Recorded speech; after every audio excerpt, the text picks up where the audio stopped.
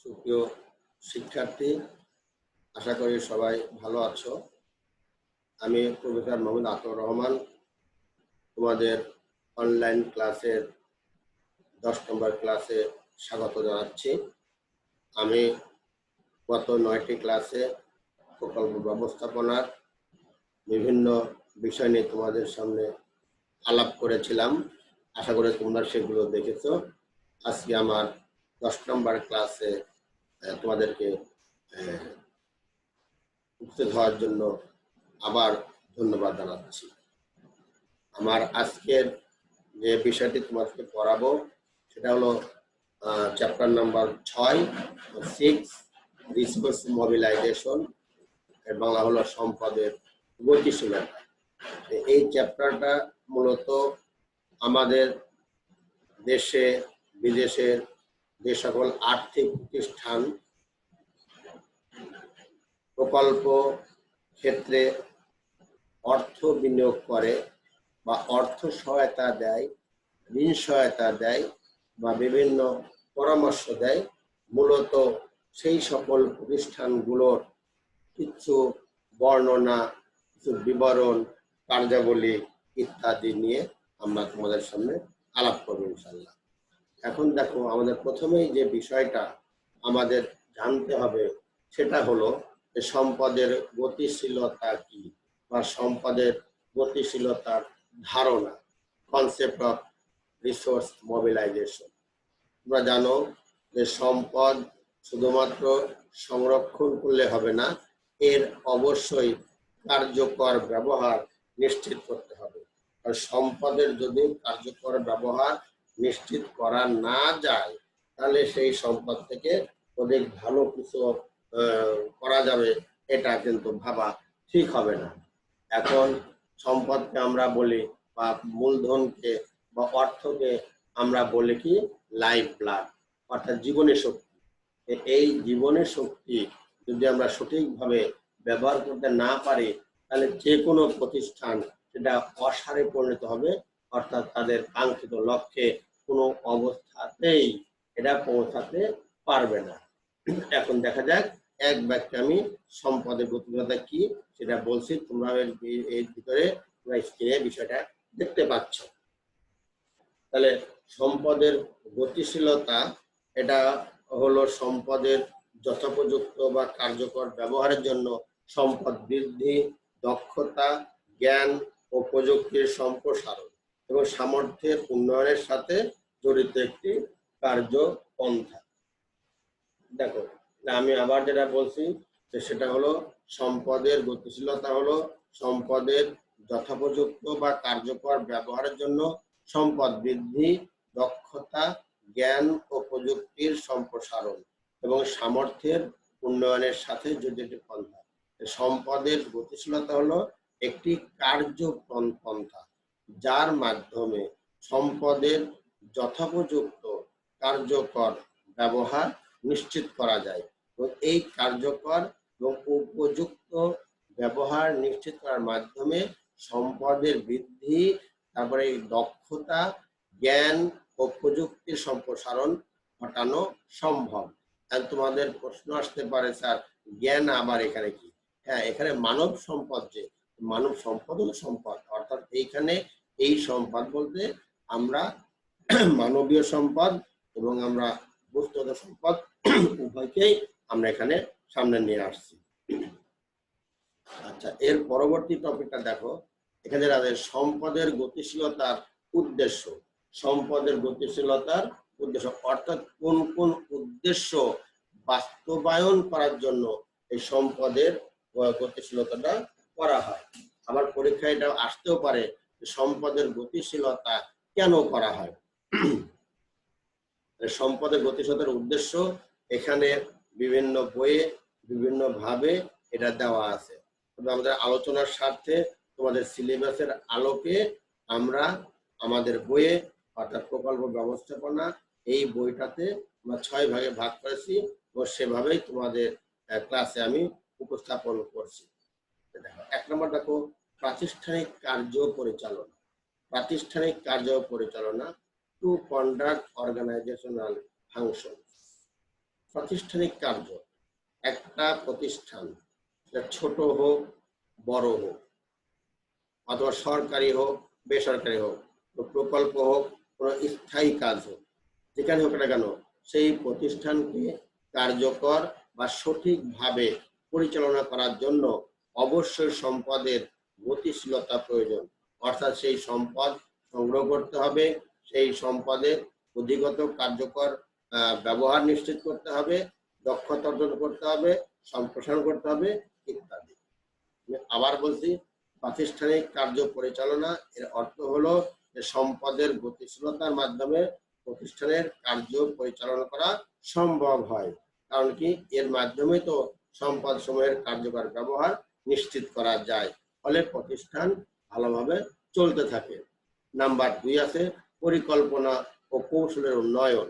পরিকল্পনা ও কৌশলের উন্নয়ন, তোমরা জানো যে কোনো প্রতিষ্ঠান পরিচালনা করার জন্য তার অবশ্যই সুস্পষ্ট, সুনির্দিষ্ট ও বাস্তবসম্মত পরিকল্পনা থাকা প্রয়োজন। এবং শুধু পরিকল্পনা থাকলে হবে না, এই পরিকল্পনাকে বাস্তবায়ন করার জন্য যে সকল স্ট্র্যাটেজি বা কৌশল বিদ্যমান, এই কৌশলগুলোকেও অবশ্যই উন্নয়ন করতে হবে।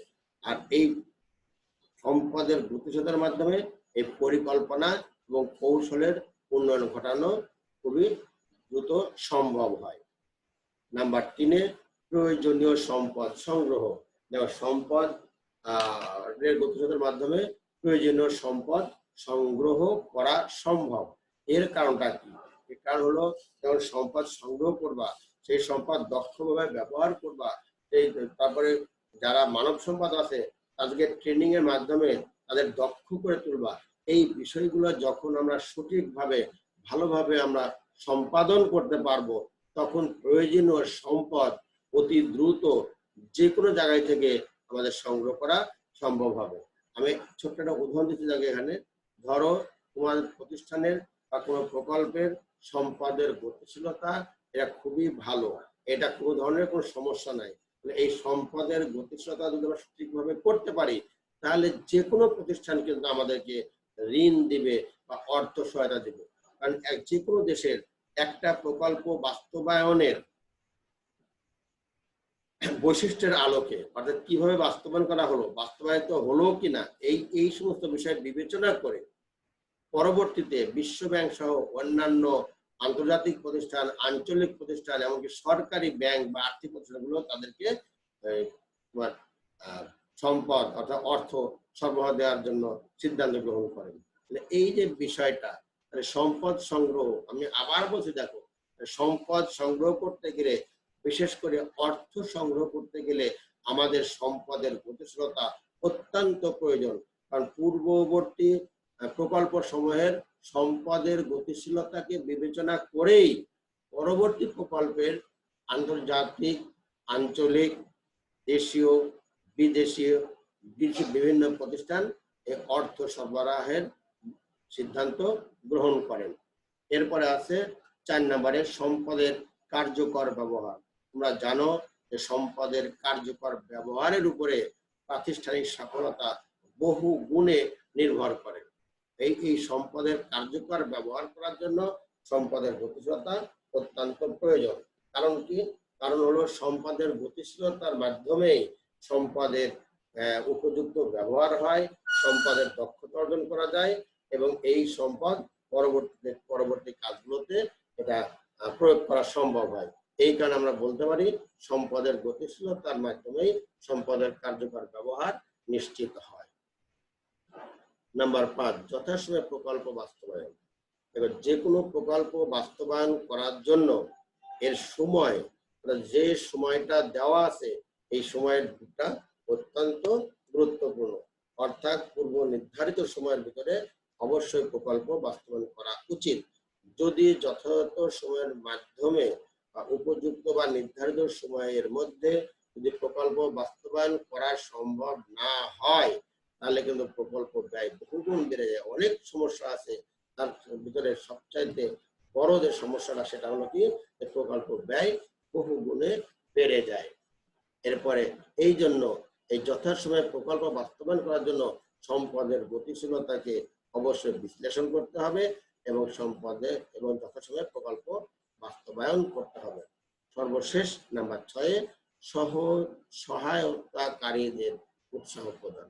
অর্থাৎ একটা প্রকল্প বাস্তবায়নের ক্ষেত্রে যে সকল সহায়তাকারী আছে, সেই সহায়তাকারী যেমন হতে পারে যারা টেকনোলজি দিয়েছিল আমাদেরকে, যারা ম্যান পাওয়ার দিয়েছিল, যারা তোমার অর্থ সম্পদ দিয়েছিল, হ্যাঁ, যারা পরামর্শ দিয়েছিল, এই ধরনের মানে নানান ধরনের সাহায্য সহযোগিতা যে সমস্ত সংস্থা বা যে সমস্ত সরকার বা যে সমস্ত দেশ করে, তিনাদেরকে উৎসাহ দেওয়ার জন্য সম্পদের গতিশীলতা অত্যন্ত প্রয়োজন।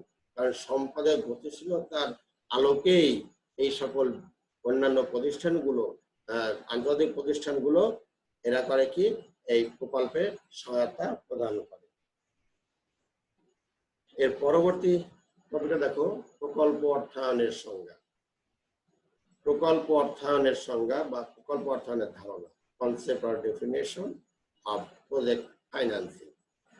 এইখানে তোমাদের একটা বিষয় বলি, আলোচনাটা আসলে প্রজেক্ট ফাইন্যান্সিং, এটা অনেক সময় আমরা আলাপ করি যে প্রকল্প এবং অর্থায়ন এই দুইটা পৃথক শব্দের সমন্বিত রূপ হলো প্রকল্প অর্থায়ন। বিষয়টি একটু খেয়াল করো যে প্রকল্প অর্থায়নের সংজ্ঞায় দেওয়ার আগে আমরা এভাবে একটু কথা বলে নেই।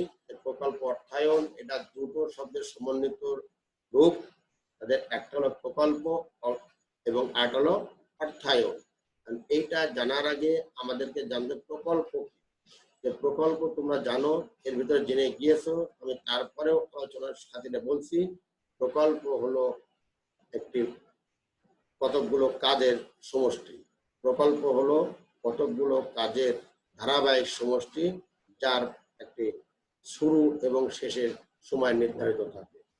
আবার বলছি, প্রকল্প হলো কতকগুলো বিশেষ কাজের সমষ্টি, যার কতকগুলো প্রকল্প হলো কতকগুলো বিশেষ কাজের সমষ্টি, যার প্রত্যেকটা কাজের নির্দিষ্ট শুরুর সময় এবং শেষ সময় দেওয়া থাকে। এটা প্রকল্প। আর অর্থায়ন কি? অর্থায়ন হলো উদ্দেশ্য অর্জনের জন্য যে সকল অর্থের প্রয়োজন, এই সকল অর্থের উৎস, সেগুলোতে উৎস নির্ধারণ, সেগুলোকে সংগ্রহকরণ,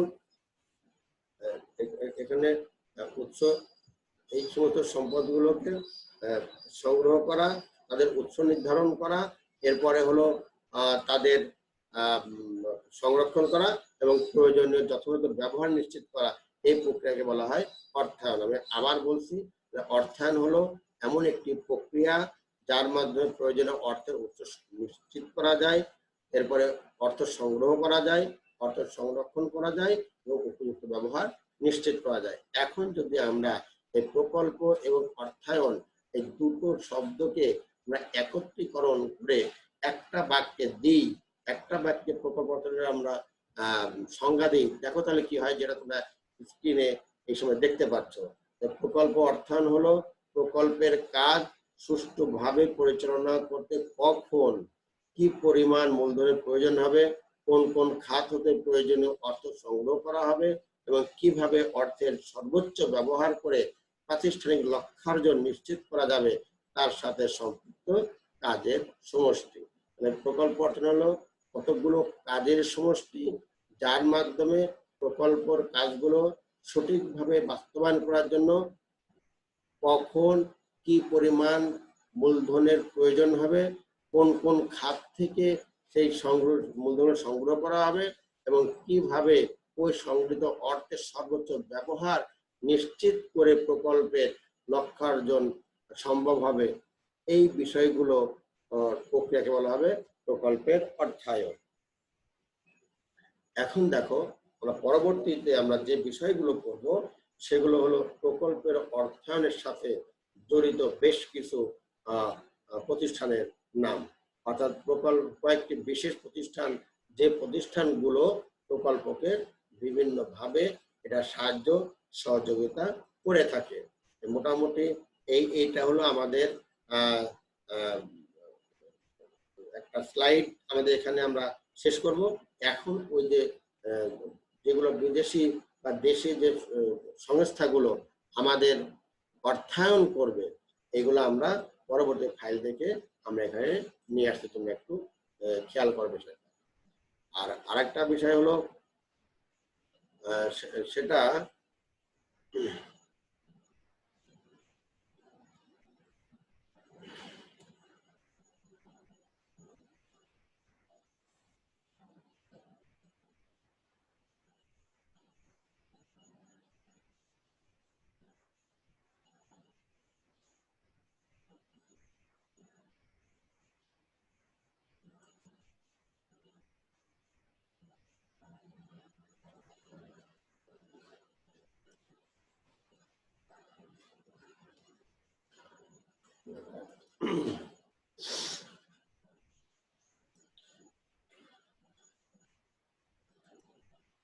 দেখো, আমরা এখন ফাইলটা আমরা নিয়ে এসে তোমাদের সামনে। সরি, আমার 1 মিনিট মতো দেরি হয়েছে এটা ফাইলটা অন করতে। এখন যেটা তোমাদের সামনে আমি বলছি সেটা হলো যে কয়েকটি বিশেষ প্রতিষ্ঠান, যে প্রতিষ্ঠানগুলো বাংলাদেশের বিভিন্ন প্রকল্পে আর্থিক সহায়তা বা আর্থিক পরামর্শ বা অন্যান্য পরামর্শ দিয়ে থাকে।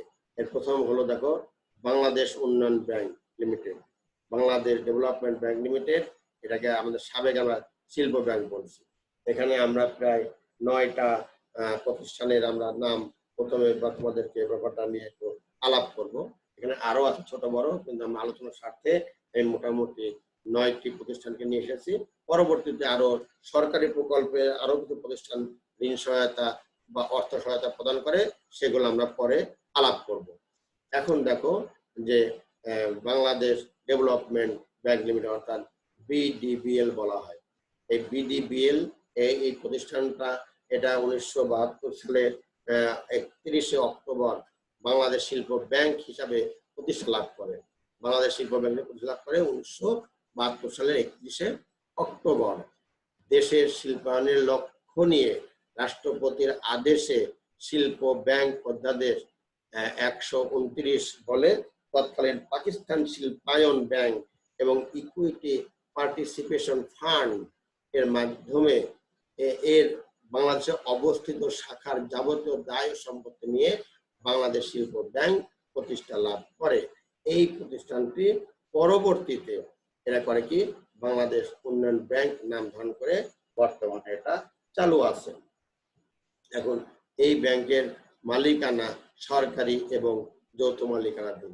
এই বিষয়গুলো আমি তোমাদেরকে একটু স্ক্রিনে দেখাচ্ছি, দেখো তোমরা এগুলো পাস করে নিয়ে তোমরা এগুলা পরবর্তীতে পড়ে নিও।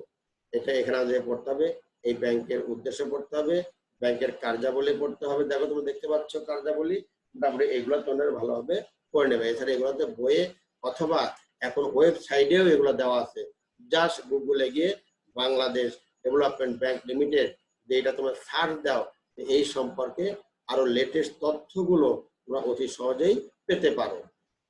এরপরে আছে নাম্বার, দেখো এখানে দিয়ে বাংলাদেশ শিল্প ঋণ সংস্থা BSRS স্বাধীনতা লাভের অব্যবহিত পর 31শে অক্টোবর 1972 তারিখে তৎকালীন রাষ্ট্রপতির 128 নম্বর অধ্যাদেশ বলে তৎকালীন Pakistan industrial credit and investment trust corporation limited, investment corporation of Pakistan ও ন্যাশনাল ইনভেস্টমেন্ট ট্রাস্ট, এই 3টি প্রতিষ্ঠানের সমন্বয়ে বাংলাদেশ শিল্প ঋণ সংস্থা গঠন করা হয়। এই প্রতিষ্ঠান করে কি, এই প্রতিষ্ঠানের উদ্দেশ্য ছিল শিল্প প্রতিষ্ঠানের ঋণ ও অন্যান্য সুযোগ সুবিধা প্রদানের মাধ্যমে দেশে শিল্পায়নের সহায়তা দান এবং দেশে শিল্প বিনিয়োগে উৎসাহিত করা। এটা হলো আমাদের বাংলাদেশ শিল্প ঋণ সংস্থার মূল বিষয়গুলো তোমাদের সামনে আমরা তুলে ধরলাম। স্ক্রিনে তোমরা দেখতে পাচ্ছ এগুলো কিন্তু আমাদের এখানে আমরা যত এগুলো পড়াবো এই প্রতিষ্ঠানের বর্ণনা সংক্ষেপে, প্রত্যেকটা বর্ণনা কিন্তু তোমরা এখন বর্তমানে গুগলে সার্চ দিলেই তোমরা এটা পেয়ে যেতে পারো।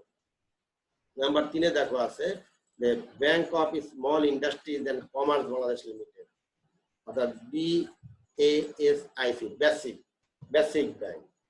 বেসিক ব্যাংক জিনিসটা কি দেখো, বেসিক ব্যাংক হলো বাংলাদেশের ক্ষুদ্র শিল্প ও ব্যবসা বাণিজ্যের উন্নয়নের লক্ষ্যে 1988 সালের 2 August Bangladesh 2 August bank of small industries and commerce Bangladesh limited অর্থাৎ বেসিক ব্যাংক গঠিত হয় এবং এই ব্যাংকটা 1989 সালের জানুয়ারি মাস থেকে আনুষ্ঠানিকভাবে ব্যাংকিং কার্যক্রম শুরু করে।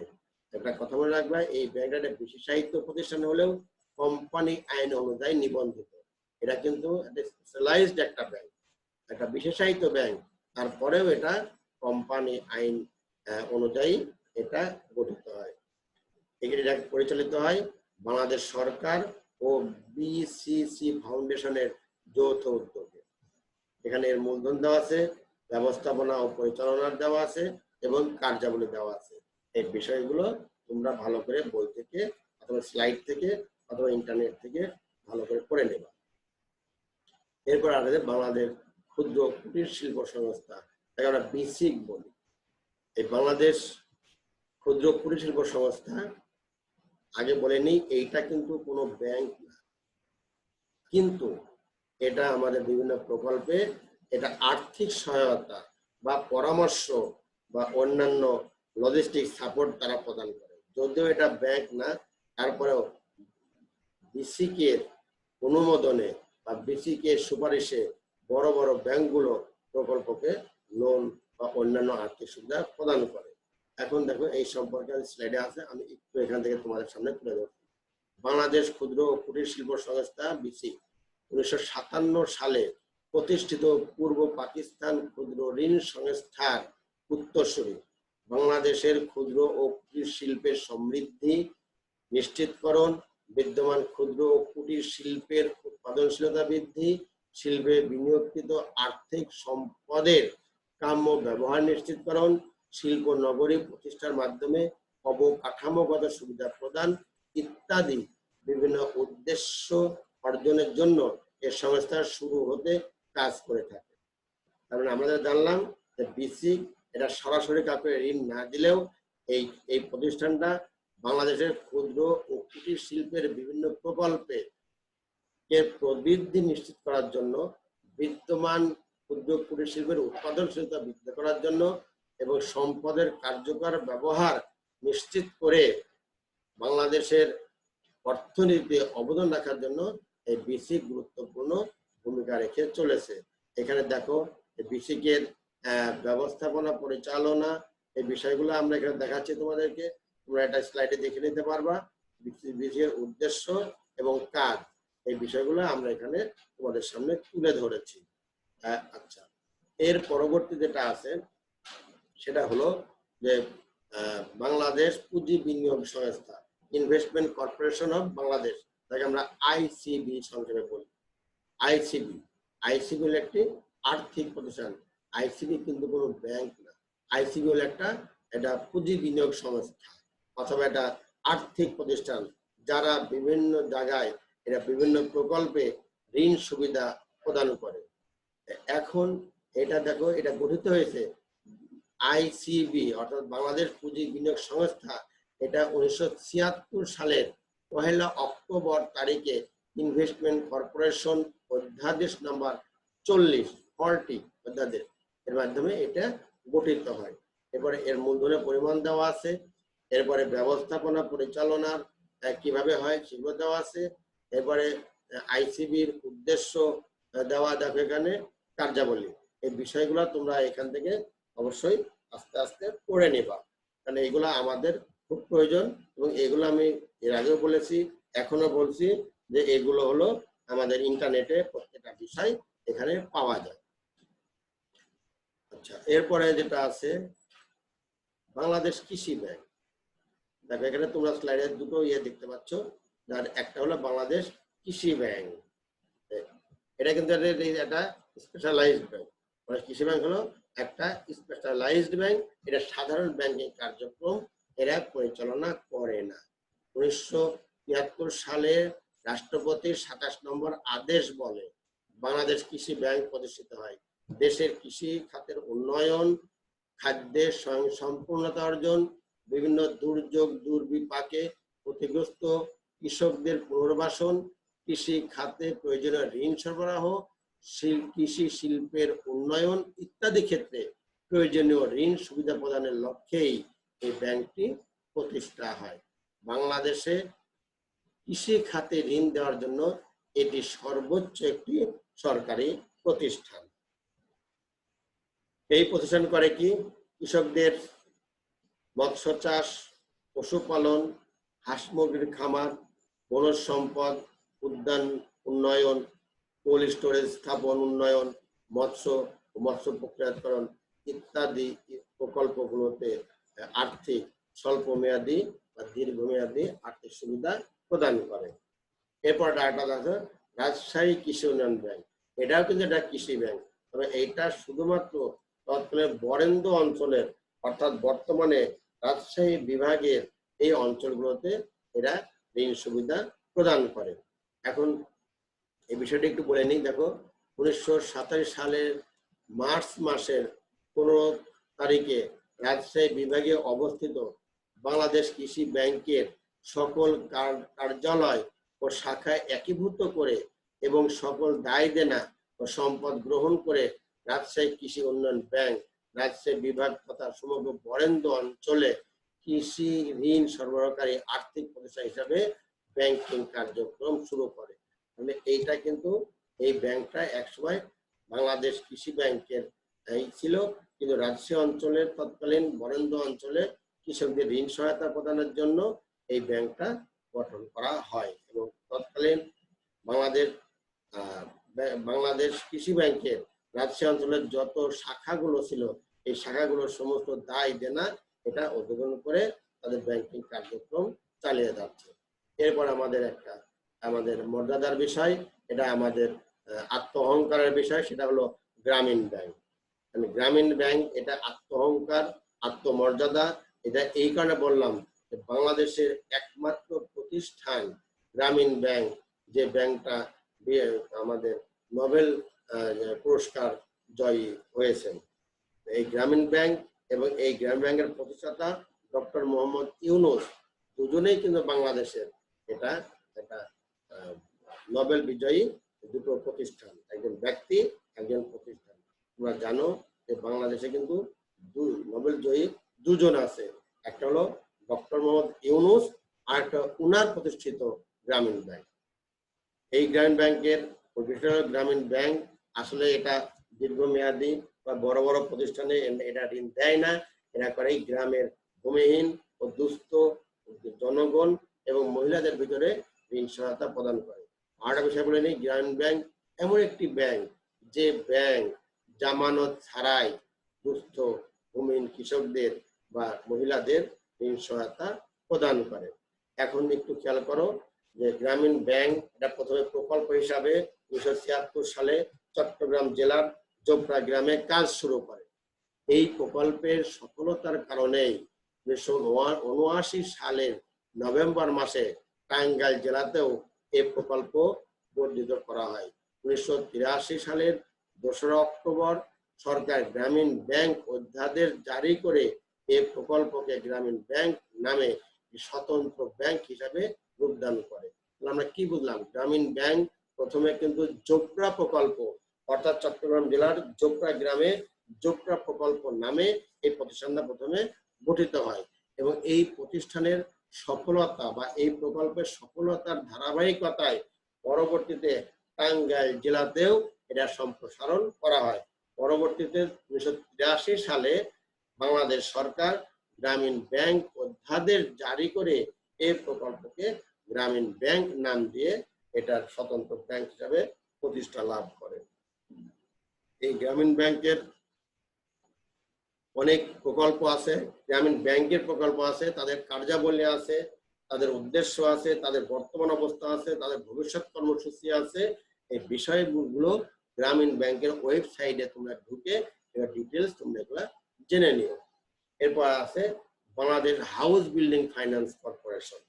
Bangladesh house building finance corporation BHBFC বলা হয়। হাউস বিল্ডিং ফাইন্যান্স কর্পোরেশন এই প্রতিষ্ঠানটি আসলে এটা একটা স্পেশালাইজ প্রতিষ্ঠান, স্পেশালাইজ আর্থিক প্রতিষ্ঠান, যে প্রতিষ্ঠান সকল ক্ষেত্রে তাদের কার্যক্রম পরিচালনা করে না, একটা বিশেষ ক্ষেত্রে বিশেষ উদ্দেশ্য নিয়ে এই প্রতিষ্ঠানটি পরিচালিত হয়। এটা সাধারণত সারা দেশে ঘর বাড়ির নির্মাণ, সংস্কার এবং আবাসিক অ্যাপার্টমেন্ট স্থাপনে ঋণ সুবিধা প্রদানের কাজে নিয়োজিত। তাহলে এর প্রধান উদ্দেশ্য কি? এর প্রধান উদ্দেশ্য হলো বাড়ি নির্মাণ, মেরামত ও সংস্কারের জন্য বিভিন্ন ধরনের বা বিভিন্ন মেয়াদি আর্থিক সুবিধা প্রদান করা। এই বিএইচবিএফসি এই প্রতিষ্ঠানটি দেখো কি ধরনের ঋণ সুবিধা দেয়। সেখানে আছে প্রথম যেটা বলে বাড়ি নির্মাণের জন্য ঋণ। এক্ষেত্রে ঋণ দান পদ্ধতি দুটি। এইগুলোর একটা হলো বাড়ি নির্মাণের জন্য একক ঋণ, আর বাড়ি নির্মাণের জন্য গ্রুপ ভিত্তিক ঋণ। এরপরে ফ্ল্যাট করার জন্য ঋণ দেয়। প্রবাসী আবাসন যারা আছে তাদেরকে ঋণ দেয়, পল্লী আবাসন ঋণ দিচ্ছে এবং আবাসক উন্নয়নে ঋণ দেয়। তোমরা এই বিষয়টা দেখো, তোমাদের স্ক্রিনে দেখতে পাচ্ছ। তোমরা এইগুলো পরবর্তীতে তোমাদের ওয়েবসাইট থেকে ভালোভাবে দেখে নেবা। এইটা হলো আমাদের বাংলাদেশের যেগুলো প্রতিষ্ঠান, যে প্রতিষ্ঠানগুলো আমাদেরকে ঋণ সুবিধা প্রদান করে। এর পরবর্তীতে আসা যায় সরকারি প্রকল্পের অর্থায়ন। সরকারি প্রকল্পের অর্থায়ন এটা কি? সরকারি প্রকল্পগুলোতে কারা ঋণ দেয় বা সেই প্রতিষ্ঠানগুলো নিয়ে আমরা ইনশাল্লাহ এখন আলাপ করব। এখন দেখো সরকারি প্রকল্পের অর্থায়ন, financing of public project. Financing of public project, তাহলে এইখানে একটা জিনিস খেয়াল করো যে প্রয়োজনীয় অর্থের উৎস নির্ধারণ, সংগ্রহকরণ, সংরক্ষণ এবং অর্থের যথাযথ ব্যবহারের প্রক্রিয়াকে অর্থায়ন বলে, যেটা আমরা একটু আগেই তোমাদেরকে বলেছি। আর এরূপ অর্থায়ন যখন সরকারি প্রকল্পের জন্য করা হয় তখন তাকে সরকারি প্রকল্পে অর্থায়ন বলে। আমি আবার বলছি, সরকারি প্রকল্পগুলোর অর্থ সংগ্রহের জন্য, সরকারি প্রকল্প বাস্তবায়ন করার জন্য, সেগুলোকে ক্যারি আউট করার জন্য যে অর্থ সংস্থান করা হয় বা যে অর্থায়ন করা হয় তাকে বলা হবে এখানে সরকারি প্রকল্পের অর্থায়ন। আর সরকারি অর্থায়নে সরকারের প্রেক্ষাপটে তার বার্ষিক ব্যয় কোন কোন খাতে কি পরিমাণ হবে এবং সেই অর্থ কোন কোন উৎস থেকে সংগ্রহ করা যাবে তা আলোচনা করা হয়। অর্থাৎ সরকারি অর্থায়নে এখানে কোন কোন খাত থেকে অর্থ আনা যাবে এবং কোন কোন খাতগুলোতে সেগুলো ব্যয় করা হবে, সেই বিষয়গুলো এখানে আমাদের তুলে ধরা হয়। তোমরা এটা খেয়াল করো, সরকার সাধারণত দুটো উৎস থেকে তারা অর্থ সংস্থান করে। দুটো উৎস থেকে, যাদের একটা হলো যে নিজস্ব উৎস বা বলা হয় অভ্যন্তরীণ উৎস, আর একটা হলো বাহ্যিক উৎস বা আন্তর্জাতিক প্রতিষ্ঠানগুলো থেকে। সরকার নিজস্ব উৎসগুলোর দেখো অর্থায়নের উৎসগুলো কি কি? একটা প্রথমে আছে আয় কর, তারপরে মূল্য সংযোগ কর, দ্যাট মিন ভ্যাট, এরপরে আমদানি শুল্ক, রপ্তানি শুল্ক, সঞ্চয়পত্র বিক্রি, প্রাইজ বন্ড বিক্রি, ট্রেজারি বিল বিক্রি ইত্যাদি। তাহলে এই সমস্ত খাত থেকে, অর্থাৎ আয় কর, আমি ইনকাম ট্যাক্স বলছি, এরপরে ভ্যাট বলছি, এবারে আমদানি শুল্ক বলছি, রপ্তানি শুল্ক বলছি, সঞ্চয়পত্র, প্রাইজ বন্ড, ট্রেজারি বিল ইত্যাদি সহ সরকারের আরো অনেক খাত আছে যে খাত থেকে সরকার অর্থায়ন করতে পারে অভ্যন্তরীণ ভাবে। এরপর আছে বৈদেশিক বৈদেশিক অর্থ সংস্থান। অর্থাৎ এখানে যেটা হলো যে বৈদেশিক অর্থ সংস্থান হতে পারে আন্তর্জাতিকভাবে বিশ্ব ব্যাংক হতে পারে, এশিয়া উন্নয়ন ব্যাংক হতে পারে, তারপর আন্তর্জাতিক মুদ্রা তহবিল হতে পারে, ইসলামিক উন্নয়ন ব্যাংক ইত্যাদি খাত থেকে। আবার অনেক সময় অন্যান্য দেশের সাহায্য সংস্থাকারী প্রতিষ্ঠান বা সরকারের নিকট থেকেও বাংলাদেশ সরকার তাদের প্রকল্পে স্বল্প মেয়াদী ও দীর্ঘমেয়াদী অর্থ সংস্থান করতে পারে। এখন দেখো এখানে আমরা এই বাংলাদেশের সরকার যে সকল প্রতিষ্ঠান থেকে ঋণ সুবিধা বা প্রকল্পের অর্থায়ন নিয়ে আসে, আমরা সেইগুলোকে আমরা খুবই সংক্ষেপে আমরা এখানে তোমাদের সামনে তুলে ধরবো। আমি আবার বলছি, প্রত্যেকটা সংস্থা, প্রত্যেকটা এই ধরনের বিশ্ব ব্যাংক বলো, আঞ্চলিক ব্যাংক বলো, এরা কিন্তু ওয়েবসাইটে লেটেস্ট ডাটা সহ দেওয়া থাকে। আমি তোমাদেরকে পরামর্শ দেব যে তোমরা এগুলো তো পড়বে, কিন্তু এদের লেটেস্ট ডাটা পাওয়ার জন্য তোমরা এদের ওয়েবসাইটে ঢুকবে। এখন দেখো বিশ্ব ব্যাংক যত প্রতিষ্ঠানকে সারা বিশ্ব বিভিন্ন সরকার যত প্রতিষ্ঠান হতে ঋণ সুবিধা অর্থাৎ অর্থায়ন করে, এগুলোর ভিতরে সব সবচাইতে বড় এবং মানসম্মত এবং মুরব্বী হলো বিশ্ব ব্যাংক। এখন দেখো বিশ্ব ব্যাংক প্রতিষ্ঠা কত সালে? 1945 সালে বিশ্ব ব্যাংক প্রতিষ্ঠা হয়েছে, যার অফিসিয়াল নাম হলো ওয়ার্ল্ড ব্যাংক। এগুলো কিন্তু ছোট প্রশ্ন করে আসে, ছোট প্রশ্ন হিসাবেও আসে যে বিশ্ব ব্যাংক কত সালে প্রতিষ্ঠিত হয়েছে বা বিশ্ব ব্যাংকের সদর দপ্তর কোথায়। এই বিষয়গুলো তোমাদেরকে কিন্তু অবশ্যই জানতে হবে, যেটা তোমাদের পরবর্তী চাকরির ক্ষেত্রেও বিভিন্ন জায়গায় কম্পিটিশন পরীক্ষাতেও কিন্তু এগুলো আসে। দেখো আমরা কি বলছি, ব্রেটন উডস সম্মেলনের সিদ্ধান্তক্রমে 1945 সালে international bank for reconstruction and development প্রতিষ্ঠিত হয় এবং এই প্রতিষ্ঠানটির অফিসিয়াল নাম হলো ওয়ার্ল্ড ব্যাংক বা বিশ্ব ব্যাংক।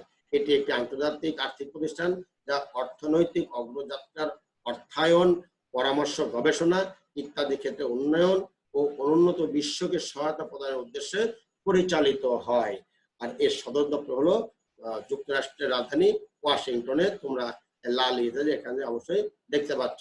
এর লক্ষ্য উদ্দেশ্য দেওয়া আছে এখানে, এই যে লক্ষ্য উদ্দেশ্য, এগুলো তোমরা এখান থেকে রিড আউট করে নেবে, আবার পরবর্তীতে আবার এর ওয়েবসাইট থেকেও দেখে নিতে পারো।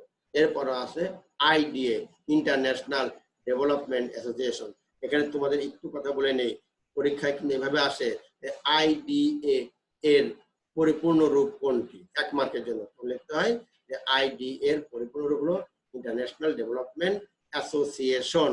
এটা দেখো একটু বলে নেই যে উন্নয়নশীল ও অনুন্নত দেশসমূহে সহজ রূপে ঋণ সুবিধা প্রদান করার নিমিত্তে বিশ্ব ব্যাংক 24 সেপ্টেম্বর 1960 সালে এই আইডিএ প্রতিষ্ঠা করে। এটা কিন্তু বিশ্ব ব্যাংকেরই একটা সংস্থা, বিশ্ব ব্যাংকই প্রতিষ্ঠা করছে এবং এর সদর দপ্তর হলো যুক্তরাষ্ট্রের রাজধানী ওয়াশিংটনে।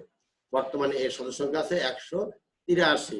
এই যে 183, এই ডেটাগুলা কিন্তু আমাদের ওয়েবসাইট থেকে দেখে নেবা, লেটেস্ট ডাটাটা এখানে কি আছে। আইডি এর বিভিন্ন ঋণ দেয়, এর সফট লোন একটা আছে, দেখো এই সফট লোন উইন্ডো, হ্যাঁ, এই বিষয়গুলো কত পার্সেন্ট সুদ দেয়, এখানে পরিচালনা কারা করে, কিভাবে সেখান থেকে ঋণ সুবিধা পাওয়া যায়, এই বিষয়গুলো ডিটেলস আমাদের বইয়েও দেওয়া আছে, তোমরা বই থেকে দেখে নেবা, আবার ওয়েবসাইট থেকেও দেখে নেবা। এরপরে দেখা আছে আন্তর্জাতিক ফাইন্যান্স কর্পোরেশন, আন্তর্জাতিক IFC, international finance corporation. IFC এটা একটা আর্থিক প্রতিষ্ঠান যারা করে কি উন্নয়নশীল দেশের বেসরকারি খাতের উন্নয়নকে উৎসাহ দেওয়ার জন্য এরা নিবেদিত থাকে। এটাও বিশ্ব ব্যাংকের একটি সহযোগী সংস্থা এবং এর সদর দপ্তর হলো মার্কিন যুক্তরাষ্ট্রের রাজধানী ওয়াশিংটনে। এটা তোমরা এখান থেকে ভালোভাবে দেখে নেবে বলে আমি আশা করছি। আচ্ছা, এরপরে আসা যাক আমাদের আন্তর্জাতিক মুদ্রা তহবিল, আন্তর্জাতিক আইএমএফ। এটাও কিন্তু বিশ্ব ব্যাংকের একটা সংস্থা। এই আইএমএফ এটা 1944 সালের জুলাই মাসের 22 তারিখে যুক্তরাষ্ট্রের নিউ হ্যাম্পশায়ারের ব্রেটন উডস সম্মেলনে এইটা গঠন করা হয়। এই ইন্টারন্যাশনাল মনিটারি ফান্ড এটা হলো 1947 সালে 1 মার্চ এটা আনুষ্ঠানিকভাবে কার্যক্রম শুরু করে। এই প্রতিষ্ঠানের আমাদের সদর দপ্তরও কিন্তু এখানে মার্কিন যুক্তরাষ্ট্রের ওয়াশিংটনে অবস্থিত। এরপর এখানে তহবিল দেওয়া আছে, যে কার্যাবলী দেওয়া আছে, যেগুলো তোমরা পরে দেখে নিও। এখন আছে এশীয় উন্নয়ন ব্যাংক, এশিয়ান ডেভেলপমেন্ট ব্যাংক বা এডিবি। এশিয়ান উন্নয়ন ব্যাংক প্রতিষ্ঠিত হয়েছে মূলত কিছু সংখ্যক জাপানিদের আগ্রহের প্রেক্ষিতে, অর্থাৎ জাপানিরা এরা উদ্যোক্তা হয়ে এই এশিয়া উন্নয়ন ব্যাংক প্রতিষ্ঠা লাভ করে।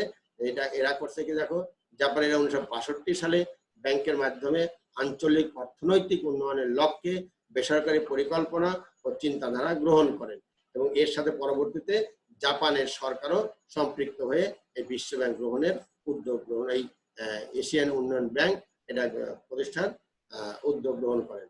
আর এই ব্যাংকের এর সদর দপ্তর হলো ফিলিপাইন্স এর রাজধানী ম্যানিলায়। তাহলে এডিবি এশিয়ান ডেভেলপমেন্ট ব্যাংকের সদর হলো ফিলিপাইনের রাজধানী ম্যানিলাতে। এরপরে আমরা সর্বশেষ আমাদের সংস্থা পড়াবো, সেটা হলো ইসলামিক উন্নয়ন ব্যাংক বা আইডিবি। ইসলামিক উন্নয়ন ব্যাংক কি দেখো, ইসলামিক উন্নয়ন ব্যাংক বা আইডিবি হলো একটি বহুপাক্ষিক উন্নয়ন ব্যাংক যা বিশ্বব্যাপী মুসলিম দেশসমূহ ও সম্প্রদায়ের সামাজিক ও অর্থনৈতিক উন্নয়নে বিভিন্ন ধরনের আর্থিক ও পরামর্শমূলক সহায়তা প্রদান করে।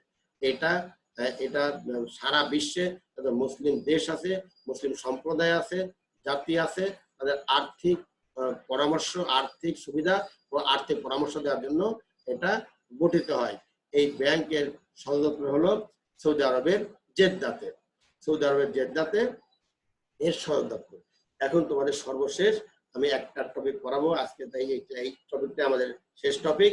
সেটা হলো বিশেষ উত্তোলন অধিকার বা এসডিআর কি। এসডিআর কি এটা খেয়াল করো।